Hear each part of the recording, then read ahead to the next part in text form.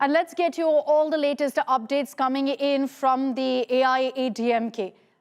And there's been, of course, a whole lot of buzz over exactly what's been playing out. We're months away from an election in Tamil Nadu. Within the AIADMK, Edappadi Palaniswamy has made it very clear that he is the leader, he is the general secretary of the party after all. But the rumblings outside, whether it's from a Vijay Sashikala, TTV Dinakaran or a Sengotian who is within the party, all of them making open pitches for unity, is what's triggered a huge debate on whether the AIADMK will agree to bringing back so many of these former leaders back into the fold. Will it then trigger a leadership crisis?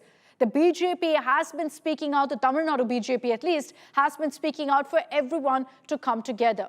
With the EPS in Delhi today and slated to meet with Home Minister Amit Shah, are we going to be seeing that conversation moving forward and perhaps in the next few weeks, some of these leaders being brought back into, if not the AIADMK, the NDA fold? Let's get you all of those details.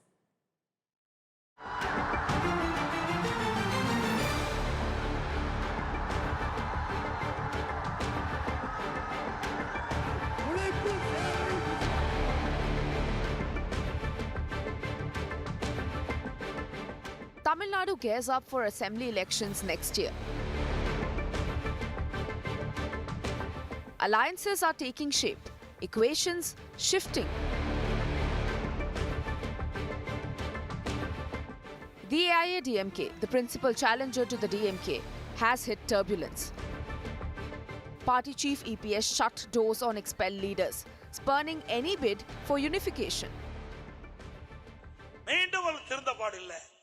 புனிதமாக அதிமுக கோயிலாக இருக்கின்ற அந்த தலைமை கழகத்தை அடித்து நுரைக்கி மற்றவர்களை கட்சியில சேர்த்து வேணுமா?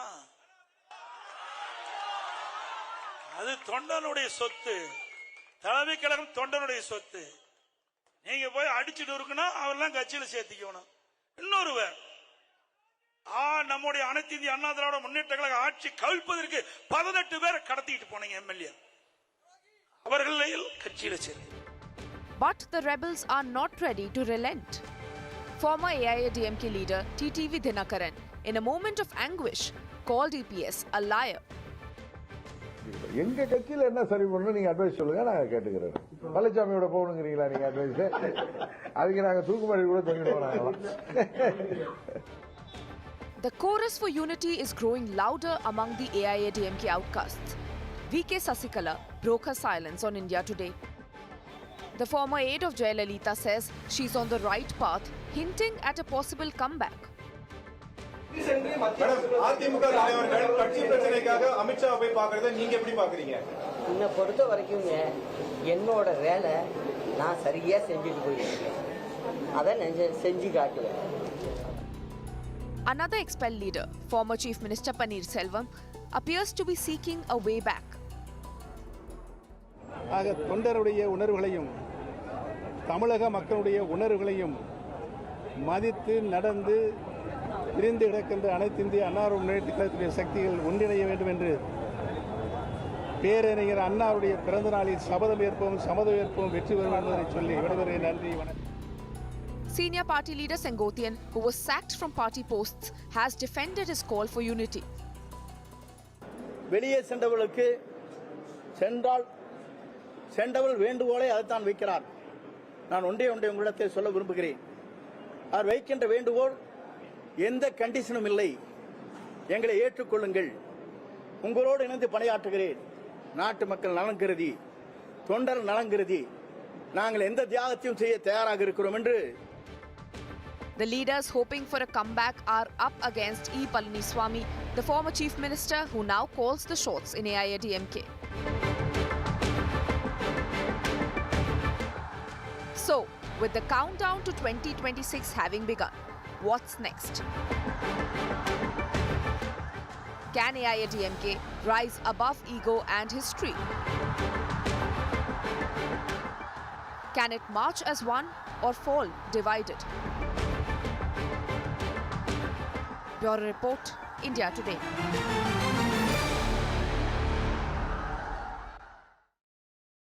Okay, let's open this up. Joining us here on Super 6 is Dr. Sumansi Raman, political analyst. We also have senior journalist Shekhar Iyer with us. Good evening to both of you. Thank you for your time. Dr. Sumansi Raman, I'd like to begin with you. Amid all of this talk, debate, where do you really stand? Do you think that it should be a unified force taking on the DMK, that all of these former leaders, these factions, all join hands with the AIADMK or the NDA? Look, Akshita, the question of them joining the party does not arise. They are a potential source of huge instability to the AIADMK, and I think Mr. Edappadi Palaniswamy is 100% right when he says that they cannot be readmitted. The question is, can they have an electoral alliance with the AMMK, which is Mr. TTV Dinakaran's party, and some kind of arrangement with Mr. OPS, should he form a political party of his own or, attach himself to some political outfit? The question only arises of an alliance. There is no way, and there is no great demand or clamor from within the AIADMK. Look, 95% of the party is solidly with Mr. EPS. There is no threat to his leadership at this point of time. So the rebels will do very well to understand that they stand a much better chance of trying to get into some kind of an electoral understanding or alliance. And the BJP also has a role in this. It is clearly seen to be one of the reasons or one of the players that is destabilizing the AIADMK and destabilizing Mr. Palaniswamy. So I think the BJP also has a lot to answer for. Mr. Amit Shah meets Mr. Sengotayan or is alleged to have met Mr. Sengotayan in Delhi after the man has given a 10-day ultimatum to your alliance partner in Tamil Nadu. I mean, what kind of signal does that send to you, to the alliance? So I think. So do you think the meeting BJP that happens today between EPS and Amit Shah will be more of the AIADMK telling the BJP what the terms and conditions are for this alliance to work out? I think so. I really think that Mr. Edappadi Palaniswamy is tired of this constant, issue of the BJP weakening the alliance. And quite frankly, when I spoke to an AIADMK leader recently, he said, sir, and Tamil. So he said, in English, he said, we don't know which side the BJP is batting for. We don't know if they are actually on the side of the DMK working to defeat us in the next election by being an alliance partner and then cannibalizing us. And there was a very valid reason for him to think that way. So I think the BJP faces a serious crisis, crisis of trust deficit with the AIADMK. And I would not be surprised if at some point in future, if the BJP does not mend its ways, the AIADMK decides to break the alliance. Whatever be the consequences of breaking such an alliance are, and maybe reach out to Vijay's TVK, even if. Interesting if that actually happens. You know, last last week when at the India Today Conclave South, I had a conversation with Mr. Annamalai. He made a very public pitch for unity. Mr. Shekhar Iyer, the messaging from the BJP and those who've spoken out for all these factions to come together, they say that, look, we stand our best chance together. Don't let votes get cut. Do you think that's actually a possibility, that if you have these different factions, these different leaders, there will be a vote cut that could affect the AIADMK, the NDA? No, Akshita, even those who are, pleading for unity, particularly even those leaders, whether it is OPS, TTV or Sachikala, they are not even together. So therefore, I think now the time has come, the fact that EPS has come to Delhi, a lot of background work has happened. This is to take the alliance forward. There is going to be discussions on joint campaign and how to go forward, resource mobilization, etc., etc. Because parallelly today, there is a meeting, there is a Chintan Baitak going on near Chennai, where BJP leaders are attending some kind of a brainstorming session, where even Annamalai has participated. Earlier, there were doubts about whether Annamalai would have. He has attended, and he has, from the reports that are coming from Chennai, that Annamalai has put on record that EPS current campaign has drawn crowds. And it is doing, better than anyone thought. So it's very clear. Yes, the BJP would have desired that somehow the issue of attracting Tevar votes, particularly in southern districts, is sorted out. But obviously, that is not possible now, because EPS and these leaders, since these leaders constantly are attacking him, I think BJP central leadership is not going to be further bothered about this, rather to take it forward. The best case scenario could be, there is some kind of understanding where some seats are given to BJP to somehow give it to these leaders, if it is at all possible. So that in the southern districts, the anti-DMK votes are not divided further. No, but the question also that comes up, Dr. Sumansi Raman, is whether we're seeing all of these sides, whether it's Sashikala, TTV Dinakaran, OPS, Senkotian, it's a long list. But are we seeing none of them actually being accommodated in the alliance just because of one man, because of EPS and the question mark over his leadership? Is that the only factor? No, I think we need to make a difference between these 4 or 5 names that you said. Look, Mr. Sengotian is close to retirement. He's not a major political force in that sense, except that his seniority, he is very, very senior in the party. He's been with the party since the inception. So that gives him his importance, but he's not a big charismatic vote puller. The only one who has got an established vote bank, even if it is 1.5%, 2%, but who could damage the AIADMK is Mr. Dinakaran. OPS, again, is not believed to have much of a vote bank, and neither does Sashikala. Is Sashikala believed to be a factor? In fact, not having Sashikala may be a better bet for the AIADMK. But the point is, you can't put everybody in one basket and say that OPS plus TTV plus Sashikala plus Dinakaran. It doesn't work that way. So if at all, the mistake that Mr. EPS has made, it is in not firming up the alliance with the AIADMK, which is basically Mr. Dinakaran's party, who actually sank the ADMK in 18 seats in 2021. The difference, what the votes that Dinakaran polled or his party polled, was more than the difference between the DMK and the ADMK candidate in 18 seats. So I think that is really where he missed a trick. But I think the other point I was making about BJP sniping, Mr. Annamalai, I think it was on the India Today conclave, and I think you spoke to him, Akshita. Is that a statement of a BJP leader in alliance with the ADMK to say there's no major anti-incumbency against the DMK government 6 months before an election? I mean, what kind of a statement is that? And that is the kind of problem that the ADMK and Mr. Edappadi Palaniswamy have been facing in Tamil Nadu. And it really is not fair. They've been fighting a battle with one hand tied behind their back, with their alliance partner constantly working for the DMK. So I think that is what needs to be resolved.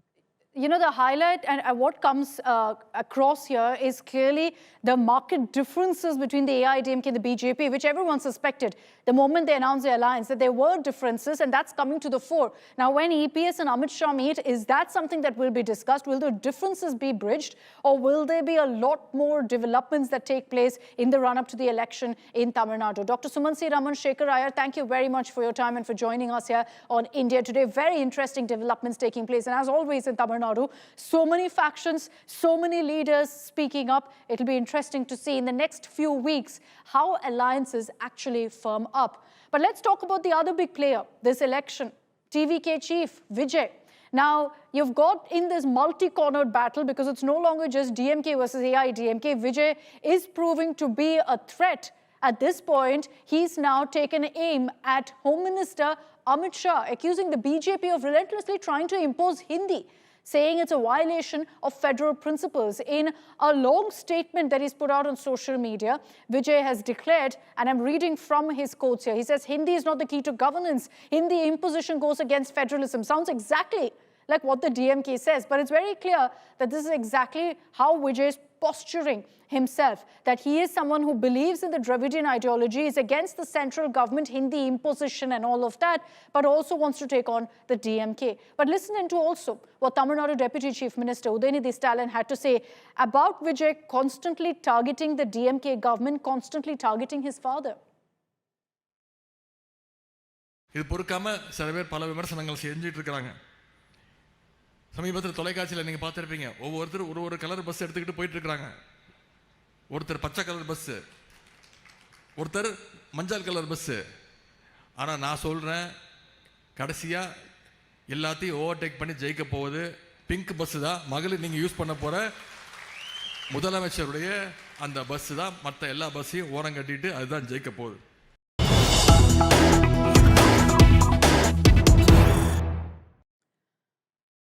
And India-US trade talks have concluded. Remember that you had a representative from America in India for a quick 24-hour visit. After 7 hours, talks between India and America have ended. Negotiator David Lynch is currently in India just for a day, and essentially the idea is that the ground is set for the 6th round of negotiations. So no, this isn't the 6th round of talks. It's just a preparatory meeting for what's expected now in the days to come. Was there a breakthrough? Are we seeing some sort of development, positive development between India and America?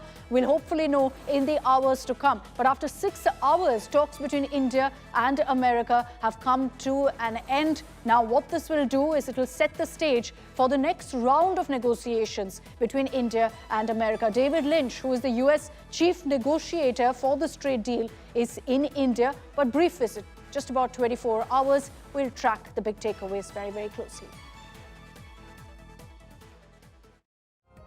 And that's all we have time for in this edition of Super 6. Thanks very much for tuning in.